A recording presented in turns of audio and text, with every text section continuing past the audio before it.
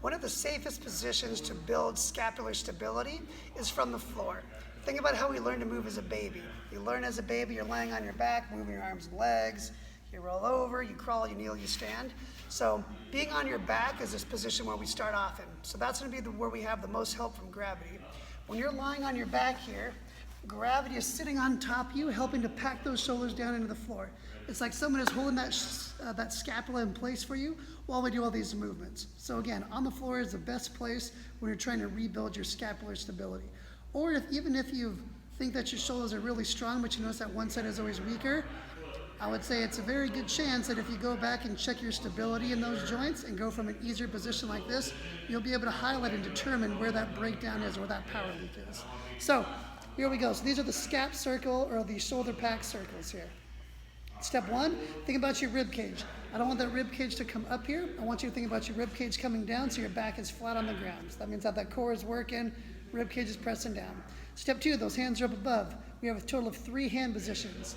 You have thumbs up, so my thumbs are pointing behind me. You've got palms up, palms are facing behind me. Palms down, palms are facing that way. So thumbs up, and palms down.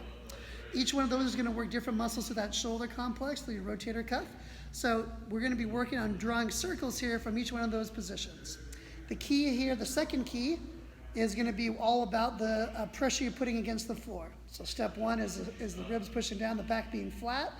Second thing is going to be these shoulders. I want to think about if there's a blood pressure cuff underneath my shoulder, I want to think about squishing that thing as hard as I can. So I'm like a piston. That scapula is pushing down to the ground, locking it down.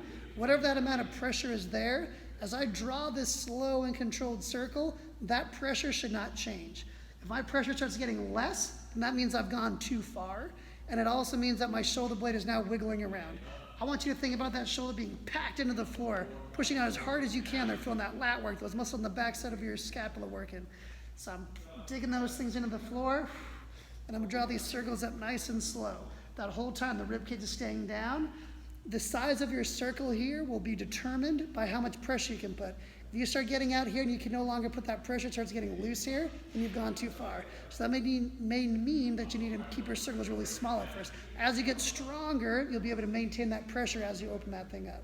So again, you can either do this with one arm at a time to start to get the hang of it, but eventually just to save time, go with both hands. So again, ribs are down, scapular packed in the floor, thumbs are up.